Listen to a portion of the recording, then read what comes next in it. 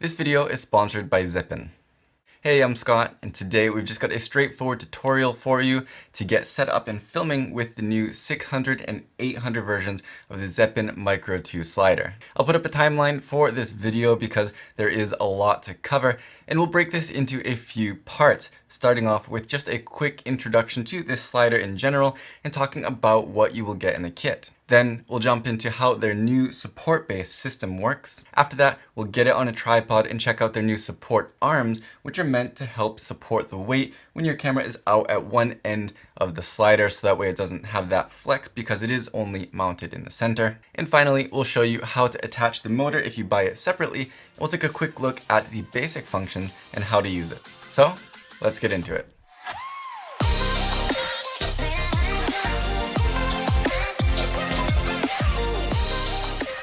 First off, the Micro2 from ZEAPON now comes in 3 sizes. The smallest right here, which is 30 centimeters, not including the motor, is super portable, but we're gonna get it out of the way and talk about the others for now. And then we've got the newest 2 additions, the 600 and the 800 next to me here, which are 64 and 94 centimeters respectively.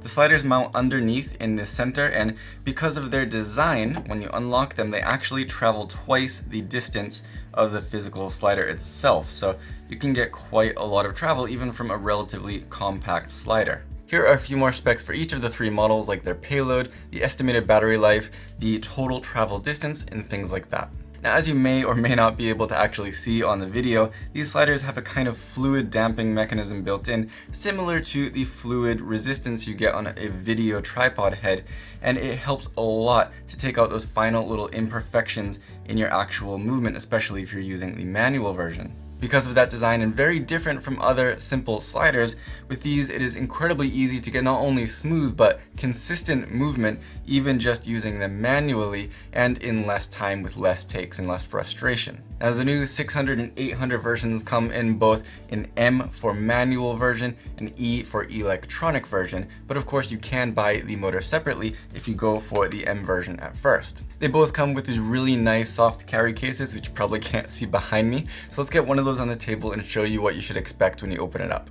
So when you open up this main section here, you get the slider together with the base already attached, and it's a good fit. It fits perfectly for the size of whatever slider you get, excuse me as this all falls out. And again, this is the 600M, this is the manual version, so it fits perfectly in here. But if you get the motorized version, the electronic version I should say, then it will come with a case that's an appropriate size to fit that as well. Otherwise, you've got your instruction booklet, which is very detailed, and you've got a little bag with some extras like a 3/8 inch screw thread adapter, your warranty card, and a little tool. Now, on the front of the bag, you've got this little extra pocket to store those support arms that we talked about, which is a great way to get an even more solid setup on a single tripod. We'll talk about how these work, their pros and cons and everything like that in just a minute, but they are stored in here. They have enough space to fit in easily, and there's an extra little pocket for little odds and ends if you want to store maybe a tripod plate or something in there. You've got space for that as well. And that's about it. So let's take a look at this brand new support base on the bottom here. The original support base for the smallest Micro2 is just that, a support base with legs. But the newer 600 and 800 versions come with a totally redesigned base that has a lot more functionality. First off, on the bottom here, you have the center base plate with multiple screw threads in there, 3/8 and 1/4 inch screw threads, which is great. Plus, this center block actually works as a quick release plate itself. It should be compatible with most Manfrotto style heads. If you do want to put a different style quick release plate on here, though, having multiple screw threads will be great, so that way you can use more than one screw and avoid this spinning loose. You've now also got multiple screw threads at each end of the slider if you want to attach even more accessories, magic arms, things like that. On the bottom, you've got these 4 fold-out legs, which then fold down to support this on flat ground or a table like I'm doing right now. These little feet can now do even more than just that though, because if you fold them under, you've got these little wheels, which means you can put this onto a table and slide it around, getting even more dynamic motion. You can position the legs out straight to go side to side, although that pretty much is the same movement as the slider itself. You can position them straight at a 90-degree angle from the slider, so as you slide back and forth, you can push this forward or pull it back away from your subject, again getting even more dynamic movement. You could of course put them both at some different angle to get a curved motion, again with or without the actual slider moving by itself.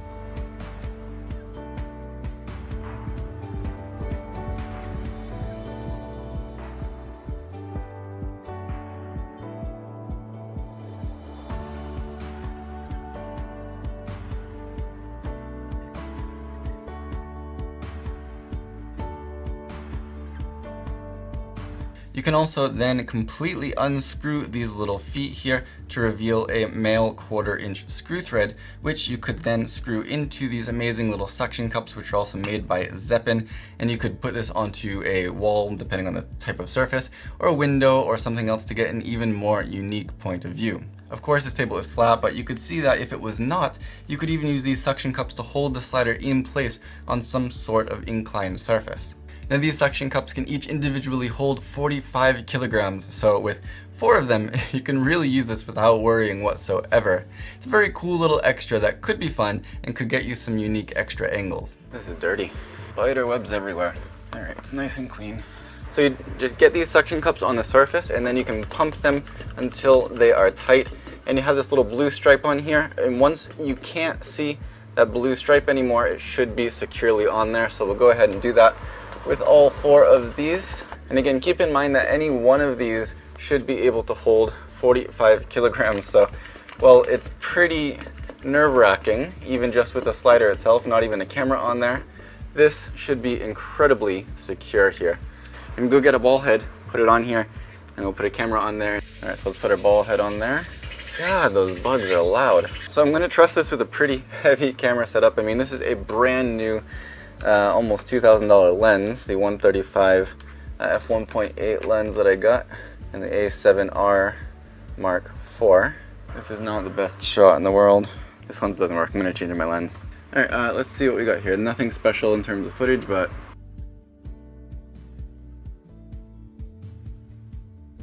nothing special. But this is a shot that I couldn't get. This is too narrow here for me to put a tripod up here, so it would be a pain in the butt. But just, you know, I can suction cup that to the window. Boom, done. No tripod, no problem. You've got your car. Ignore this one, it's on a curved part here. But even so, with 3 of these, it's boom, rock solid, and boom, you've got your surface to put your slider onto.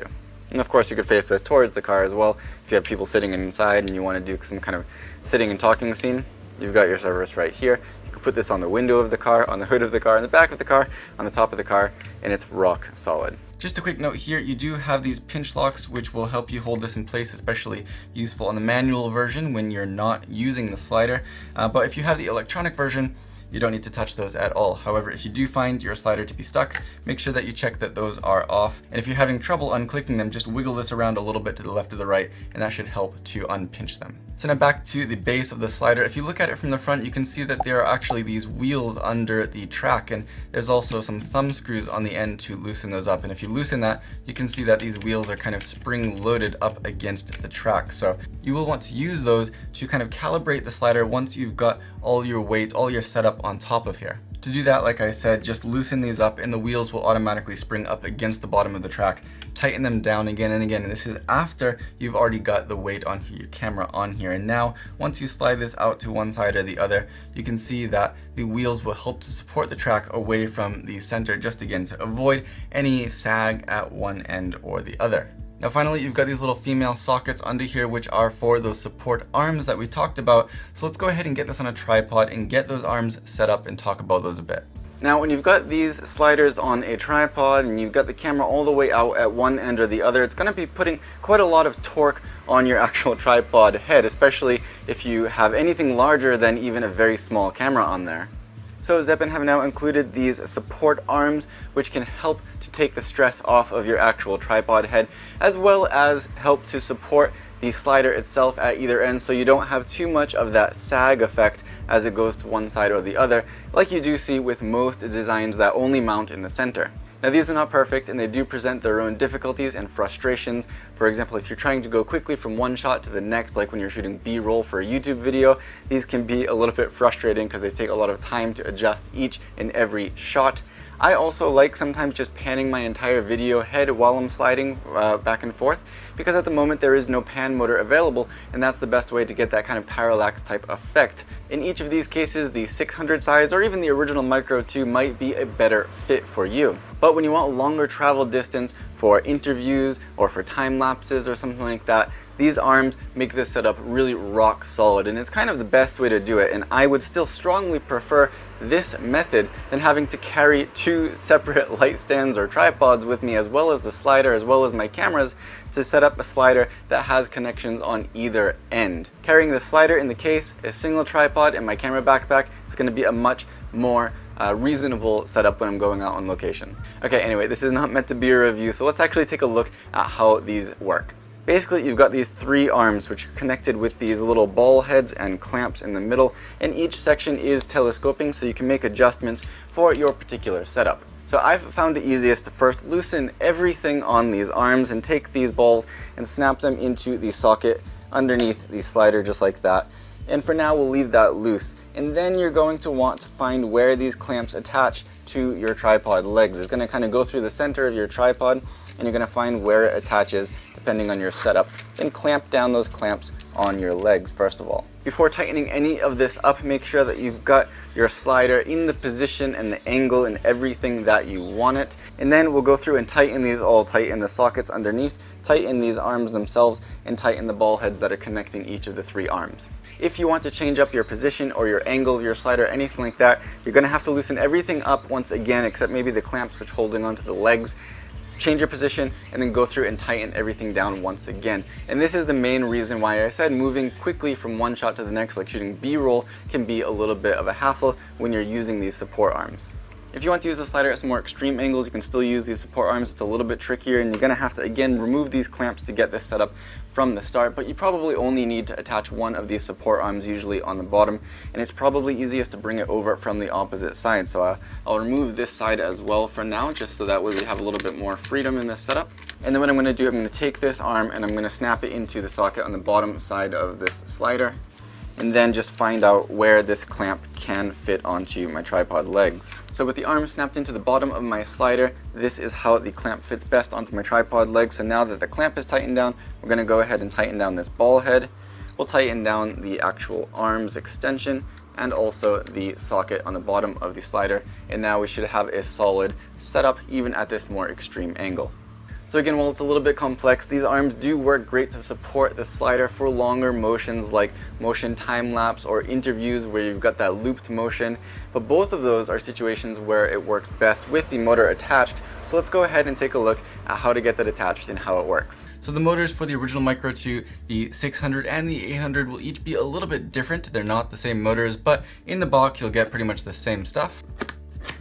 You've got a very hefty and detailed and multilingual instruction manual here. You've got a little screwdriver, you've got your USB cable, you've got some extra little accessories for attaching the track, and some more, and these are actually the ones that we're going to be using. You probably can't see them too well through the plastic bag at the moment. You've got some thumb screws to hold the motor onto the track of the Micro 2 itself, and if you get this with the motor already attached, the E version, the electronic version, just check these thumb screws when you take it out of the box for the first time. Make sure they're tightened up so nothing is wiggling loose. And then you've got the motor itself, and this is what it looks like. It has a track already attached, and this is the one that we're going to put on there today.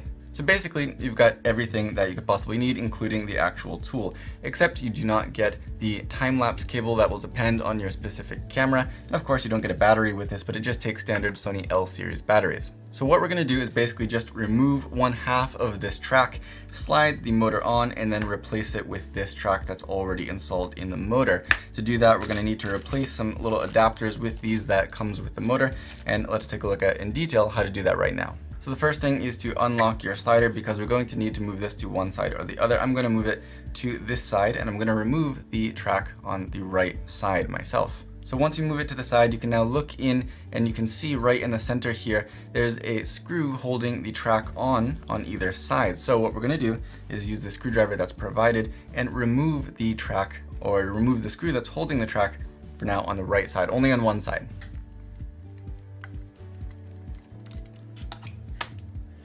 Okay, so you can probably see now more clearly, this is the screw that we removed, and this was the piece which was holding this track onto the actual center of the slider. So if you're not sure what it looks like, this is what came out, and this is what we're going to be removing. But as you can see, it's still attached on this side here, so we're going to flip this over and do the same from the underside of the slider. If you slide this all the way out to this side and slide the center part all the way over to the end, it's a little bit easier to get at now. And now we've fully removed that half of the track. Now once you've gotten to this point, you'll see how this works a lot more clearly, but you've got these pieces here which will then attach where we just removed that track, and the ends of these you can see are female screw threads, so that's where the male screw threads of the track built into the motor will connect to. So first off, let's go ahead and attach these underneath, and then on the top exactly where we just removed that track from.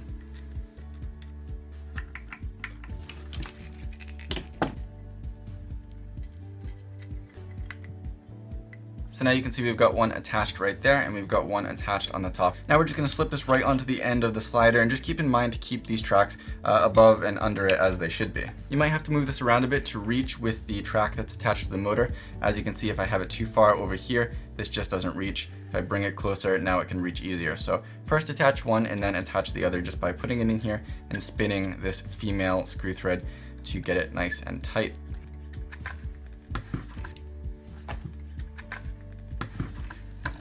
Alright, and now the motor is just a little bit shaky, so we're going to take these thumb screws and put them right in the sides to tighten this down, so that way the motor itself stays securely onto the slider.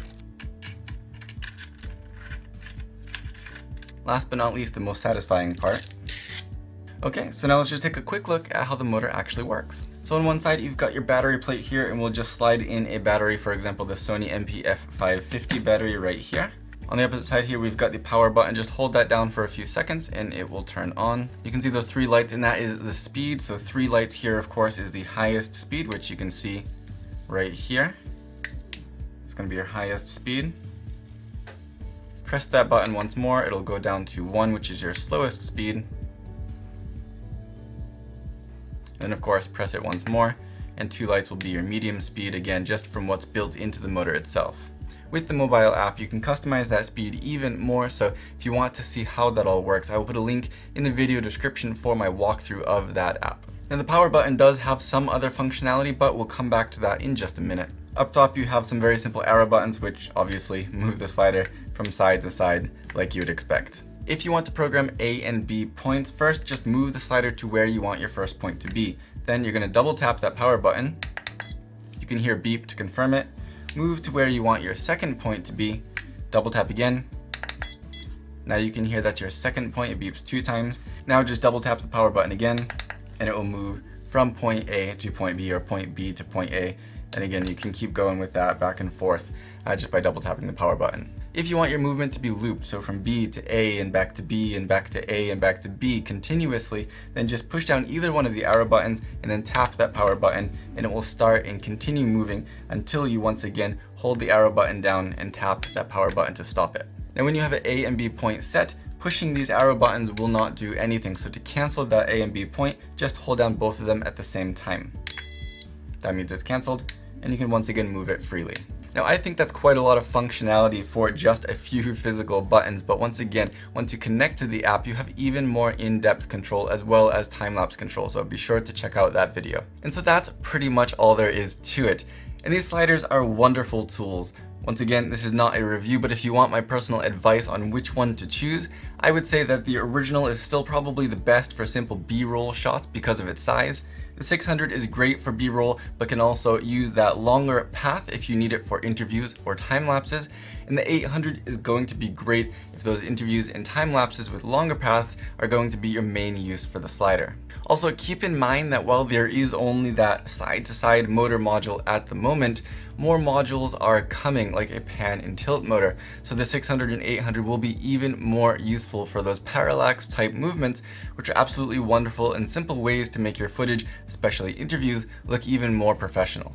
Also, as I mentioned, I do have a walkthrough video for that mobile app app, which will show you most of what you'll need to get going, and I will link that in the video description if you want to check it out. So for now, if you have any further questions about either one of these sliders, or of course the original, let me know down below and I will do my best to get back to you. Otherwise, like, subscribe, share, all that good stuff, and see you next time.